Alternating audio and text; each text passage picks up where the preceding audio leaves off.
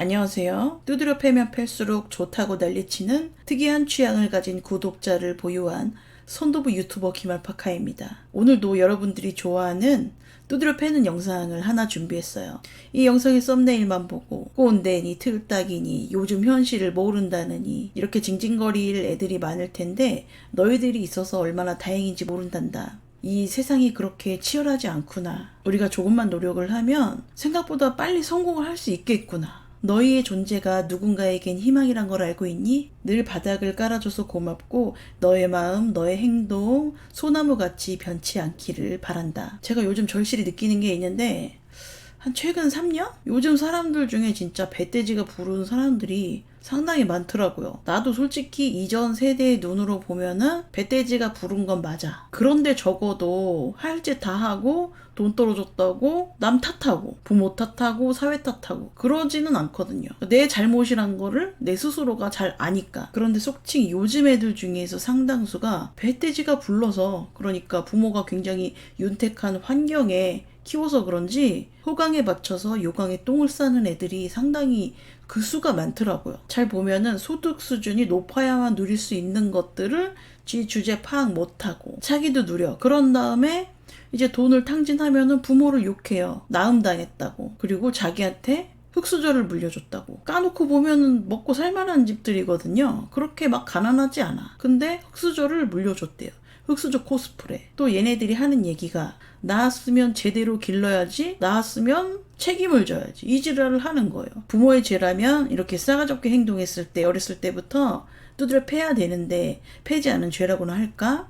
오냐 나이 처먹도록 부모 등골 빨게 그렇게 내버려둔 죄랄까? 부모는 빡대가리 자식이라도 대학 문턱까지 밟아보라고 없는 형편에 학원 보내주고 아이폰 사줘, 아이패드 사줘, 애플워치 사줘, 이 죄밖에 없거든요. 해달라는 거 다 해준 죄밖에 없어요. 자기 형편 되는 선에서는. 근데 그렇게 힘든 형편에 자란 것도 아닌데 자기는 흙수저 집에 태어나서 나음을 당했다, 이런 식으로 부모를 욕하죠. 근데 진짜 흙수저들은 이러고 징징거릴 시간이 없어요. 진짜로 흙수저라면 이렇게 징징거릴 시간에 나가서 알바라도 한다고. 자, 여기 가상의 인물 A가 있습니다.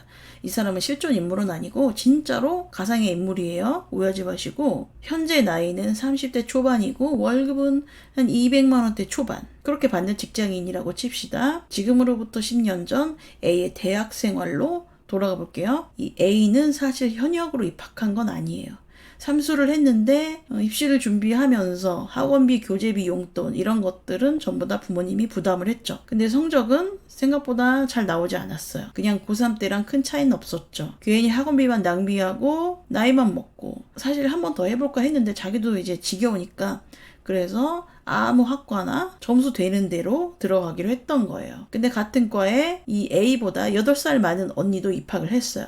그 나이 처먹고 딱히 기술도 경력도 없는 것 같고, 아니 30 넘어서 애들이랑 뭘 하겠다고, 응? 한심하면서도 자기 일 아니니까 신경을 안 썼습니다. 그래도 30 들었는지 이 언니가 전공 공부는 좀 하더라고요. 그건 그렇고 A는 자기가 이 학교에 하향 지원을 한 거라고 생각해서 에이 뭐 그래도 학점은 좀 나오겠지 했는데 그게 아니더라고요. 이상하게 8살 많은 그 늙은 언니가 자꾸 과탑을 하는 거예요. 그래서 빡쳤죠. 전공 과목 중에서 그 언니 혼자만 A뿔을 받고 나머지 애들은 많아봤자 B뿔을 받은 거예요. A는 화가 나서 교수님을 찾아갑니다. 왜 화가 났냐면 교수님이 그 언니가 단지 나이가 많다는 이유로 특혜를 주는 것만 같았거든요. 교수님 방에 들어와서 따지니까 교수님은 그 언니가 제출한 과제를 보여줬어요. 아, 과제를 이렇게 했구나. 다른 학생과 달리 두툼한 분량에 알록달록 색칠까지 명암을 넣어서 했더라고요. 그래서 A는 수긍을 할 수밖에 없었죠. 사실 이 8살 많은 언니는 모아놓은 돈도 없고 뒤늦게 정신 차려서 학교에 온 터라, 그리고 또 부모님의 지원을 받을 수 있는 것도 아니고 해서 성적 장학금을 받지 않으면 휴학을 하든가 학자금 대출을 받아야만 했어요. 솔직히 자기보다 훨씬 어린 애들이라서 머리가 빠릿빠릿할 테니까 내가 암만 공부를 열심히 한다 한들 성적 장학금을 받을 수 있을까? 그 언니는 굉장히 회의적이었다고 합니다. 그런데 막상 뚜껑을 까보니까 공부를 열심히 하는 애들은 별로 없더라. 걔들은 굳이 장학금을 받지 않아도 부모님이 해결을 해주니까 그렇게 절실하지 않았던 거죠. 강의 시간에 학생이 절반 정도는 딴짓을 했고 한 4-5명 정도는 수업을 자주 빠졌어요. 그 중에 한 2명 정도는 졸업을 제때 하지 못했고요. 이 나이 많은 언니는 그때서야 깨달은 거예요. 생각보다 치열하지가 않구나. 나만 좀 더 열심히 하면 되는 거구나. 지금 절실한 건 나밖에 없구나. 이거를 깨달았다고요. 우리의 주인공 A는 학교 졸업 후 취업을 했어요. 작은 회사의 연봉은 형편은 없었지만 그래도 자기 친구들이 여전히 백수 취준생인 거 생각하면은 자기는 그나마 돈을 버는 게 낫다 이렇게 생각했으니까 일단은 되는 대로 들어갔습니다. 취업을 하고 한 1년간은 부모님과 살았는데 이제 머리가 굵어지니까 엄마가 하는 잔소리를 듣기가 싫었던 거예요. 게다가 집이 경기도라서 서울까지 출퇴근하는데 왕복 3시간이 넘게 걸리는 것도 지치기도 했어요. 출퇴근 시간을 아껴서 더 가치 있는 것을 하는 게 이득이라고 생각해서 자취를 결정합니다. 그리고 이제는 나이도 찼고 혼자 살아봐야 한다고 생각해서 최대한 직장 가까운 곳에 집을 알아봤죠. 서울의 월세는 정말 비쌌지만 그래도 삶의 질을 위해서 최대한 깔끔한 오피스텔을 알아봤어요. 좀 부담이 되는 곳이었지만 그마저도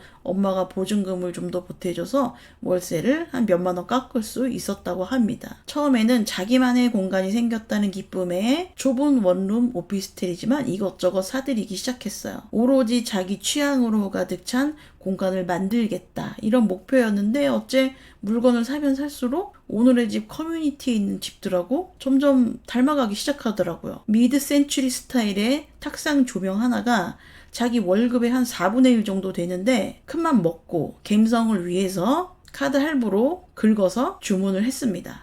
원래 물건이란 게 비싸야 예뻐 보이고 비싸야 내 취향이 되는 거예요. 그런데 A가 자취 생활의 로망을 충족시키면서 불편한 점이 하나 있는데 그거는 엄마가 해준 밥을 먹을 수 없다는 거예요. 요리도 할 줄 모르고 왜냐면 귀하게 자랐으니까 오냐오냐. 그리고 또 좁은 집은 주방도 불편해서 뭘 할 수가 없었어요. 주말마다 엄마가 반찬을 해주시지만 일이 늦게 끝나는 날도 있고 친구들 만나서 술도 먹고 그런 날도 있으니까 당연히 안 먹으니까 상해서 버리게 되죠. 그래서 결국 배달 음식을 자주 시켜 먹게 되는데 문제는 점점 살이 찐다는 거예요. 물론 퇴근 후에 한 캔씩 마셨던 맥주 때문인 것 같기도 하고요. 그래서 이제 건강을 위해 운동을 할 필요성을 느꼈다고 합니다.